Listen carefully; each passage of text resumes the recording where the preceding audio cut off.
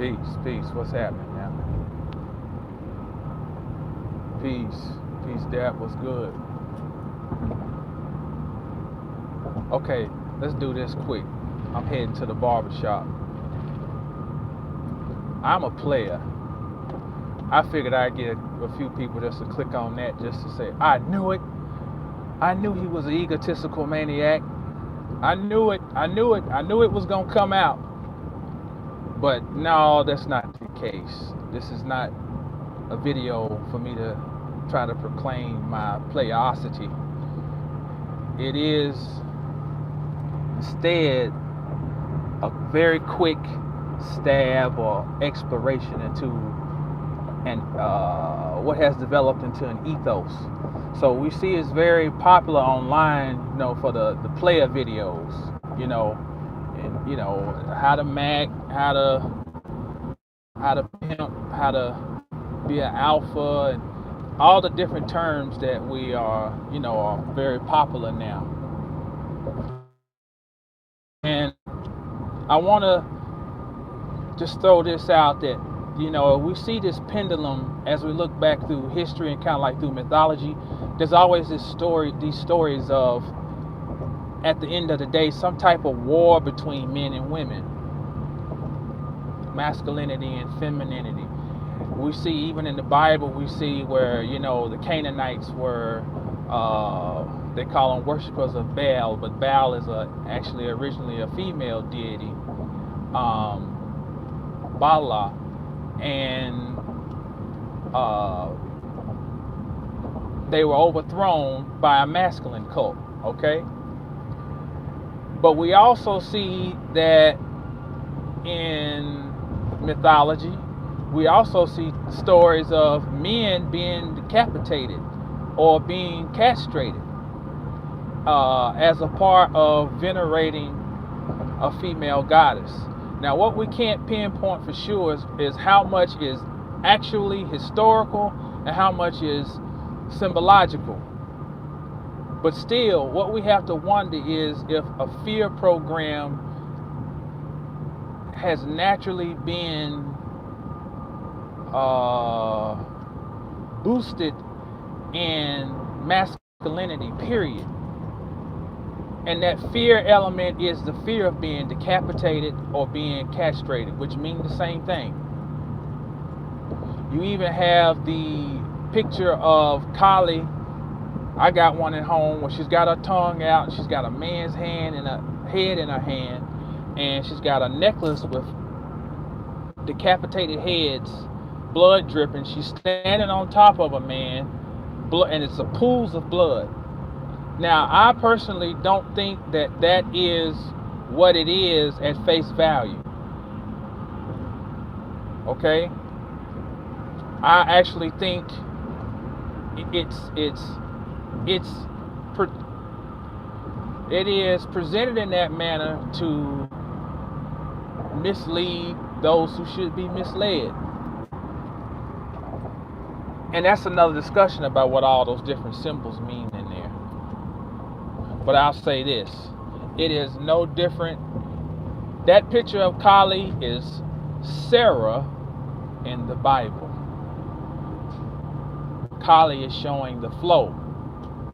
It's all about blood.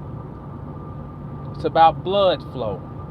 She is the conduit of this blood, and she's doing what is necessary for it to continue to flow, because inside the blood is the essence of life. But it's a whole lot to that. But let's just take it on the pure surface level.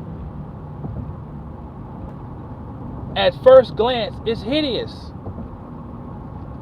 It's not something you want to walk into a dark room and see at 2:30 in the morning. A picture of this blue character with a long tongue and blood flowing everywhere. It's like, oh, wait a minute now. What type of cult I done got myself into? So let's just take it from a pure surface standpoint that maybe it could contribute to this fear mechanism, this fear of losing one's essence.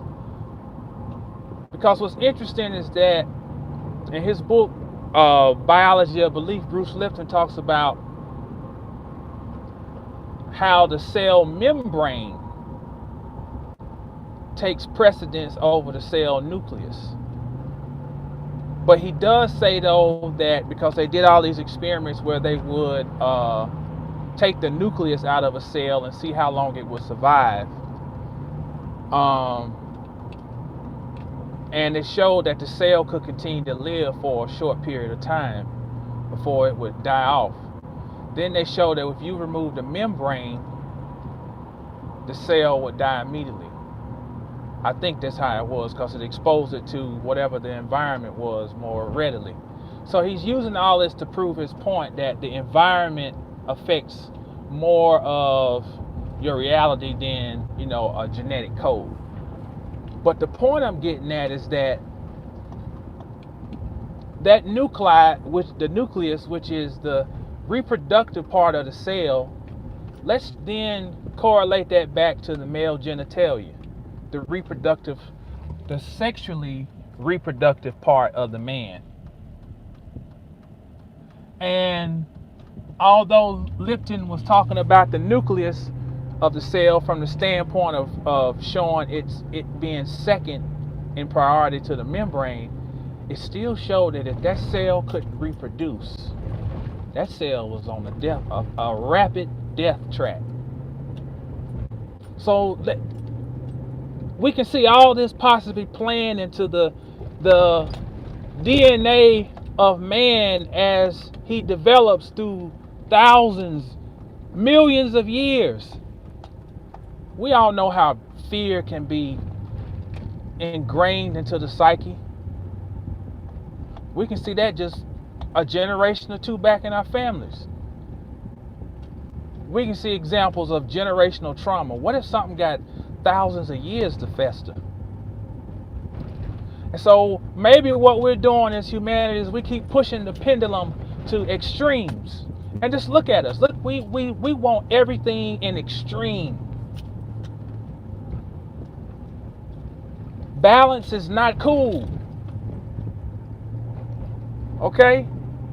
So we push the extreme, and it would make sense that it's such a desire to be a player. Let me tell you a little something. I'm almost to the barbershop. I gotta wrap this up. I see this old cool cat in the gym. Most mornings I go in there, he's in there. He talks to every woman in the gym. He's probably 67, I think he told me. He talks to all the women in the gym because see, he knows he's non-threatening to them. So he can, even the Asian women, he's in know them by their name. Okay? So it looks like, man, that's an old cool old player right there. But my uncle told me something. My uncle had a lot of game. He told me when I was a teenager sitting on my grandmama's porch, he said, man, the woman run the game. He said the most dangerous woman is the one who knows what she got. He said she's dangerous. He said, never forget, the woman runs the game, man. He said, we think we players. He said, she runs the game. I was like, wow. Wow. That always just stuck with me. I didn't really know what to say, but it always stayed with me. And so you take the old player or the old players I used to see in the nightclub, and it's like, oh man, I want to be cool like that when I'm 60 something. No, you don't. No, you don't. You want to be cool. Always want to be cool, but you don't want to be that cool. And this is one thing that's always missing out of the conversation about the player talk.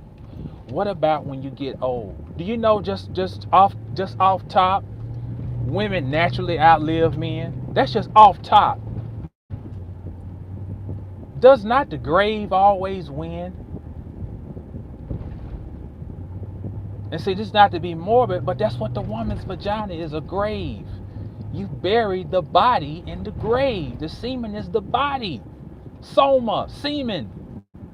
The grave always wins. This is real.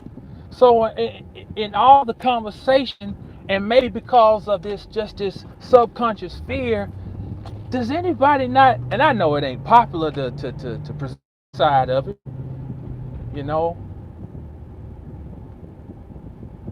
it's like a form of perpetual childhood. It's like, Are you thinking 2 more steps down the road? Are you paying attention to your surroundings, to the world, to what you've seen? Can you not be prophetic? Everybody's got the ability to be prophetic. Do is pay attention. Pay attention. She always wins.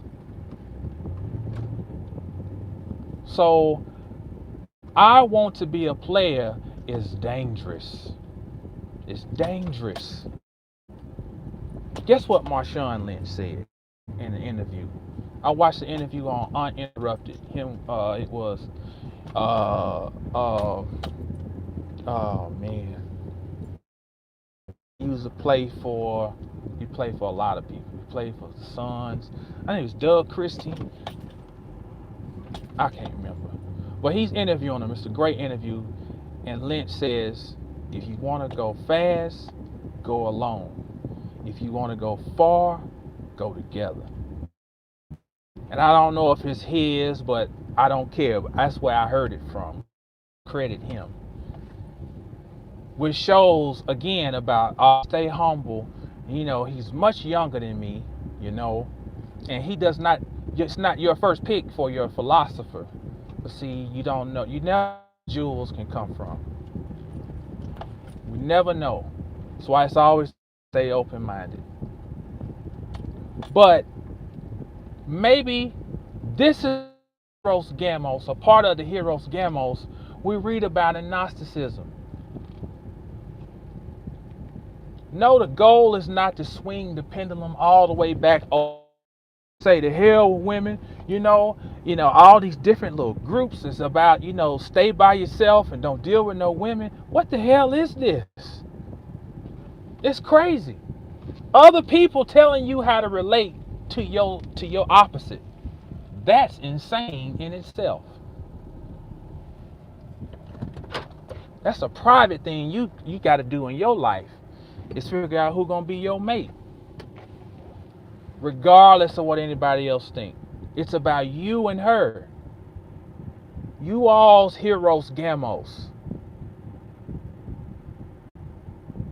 So the player talk is cool, but what game are you playing for? You playing to hit a couple of runs, or are you playing to win in the 9th inning, win the game? So there's a scripture in the Bible I can't remember. It's about the man who wasted his seed. He spilled his seed. I'm gonna leave you with this.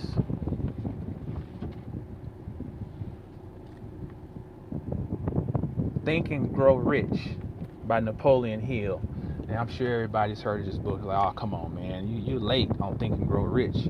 But I'm gonna show you a chapter that, if you have the book, you may not know that something was omitted from the book after it was published in 1933.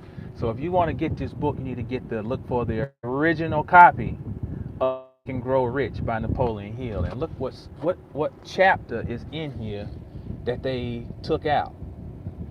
Chapter 11. Look at this. 1933. Somebody is writing about the mystery of sex transmutation. The Mystery of Sex Transmutation, Chapter 11, in Think and Grow Rich. One of the heaviest metaphysical things you'll ever read. 1933.